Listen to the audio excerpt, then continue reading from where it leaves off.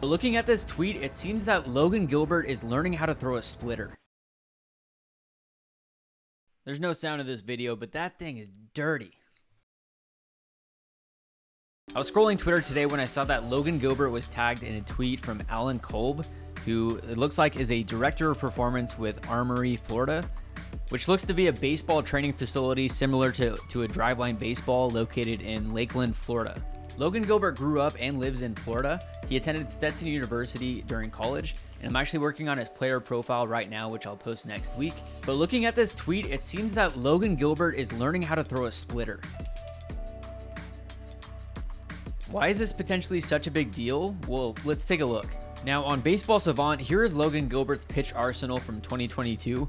He threw the four-seam fastball 54% of the time, his slider 24%, curveball 12.5%, the changeup just 8%, and Baseball Savant is picking up that he threw a sinker 41 times, which is news to me. If you look at the grouping of each pitch, of course the four-seam fastball has the tightest grouping of all of the pitches. The slider was the second most accurate. The changeup, you could tell that he didn't quite know where the ball was going to go when he released it, and the sinker was really non-existent. Maybe he pulled that out during the postseason, we don't know.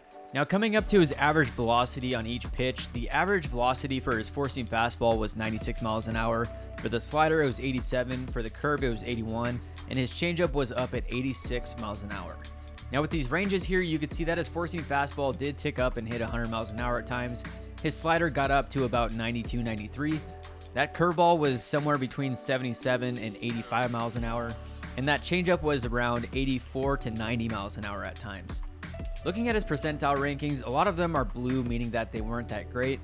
Although he had a solid walk percentage, his fastball velocity, of course, is up there, and he has elite extension to home plate. Looking down here at his pitch tracking, he was about even on the number of four-seam fastballs that he threw to righties versus lefties, just over 800 apiece. You can tell he threw his slider much more often to the righties compared to the lefties. He's at 530 to the righties versus 200 against lefties. That curveball was about even, and then he really only threw that changeup against lefties. So what we pull from that information is that he's pretty much a two-pitch pitcher. He's got that four-seam fastball and that slider that he uses as a combo a majority of the time. He's got the curveball, he barely throws a changeup. He throws the slider a lot against righties, not very often against lefties. He uses that changeup sometimes against lefties. Just using the eye test with that curveball, I think that has the potential to be an elite pitch if he can learn how to command it and work it off of the four-seam fastball. Go high four-seam fastball with the 12-6 curveball to work off of it. But in my opinion, a big factor in Logan Gilbert taking the next step in 2023 is him really getting command of that changeup down and being able to play that off of the fastball.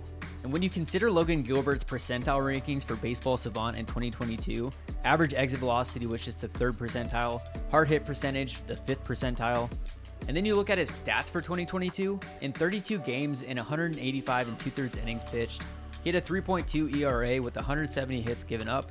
He had a strikeouts per 9 of 8.4 and a strikeout to walk ratio of 3.55, although a majority of the MLB percentile rankings were not in his favor.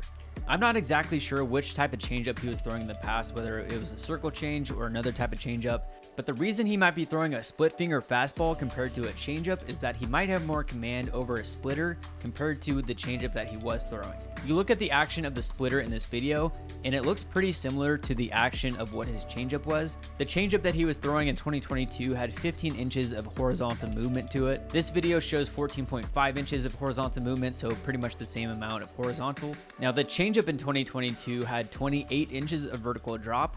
I'm not exactly what the vertical reading in this video is stating, because his four-seam fastball in 2022 had technically 12 inches of drop to it, whereas here it says -4 inches of drop. So let's say he was throwing something like a circle change in the past.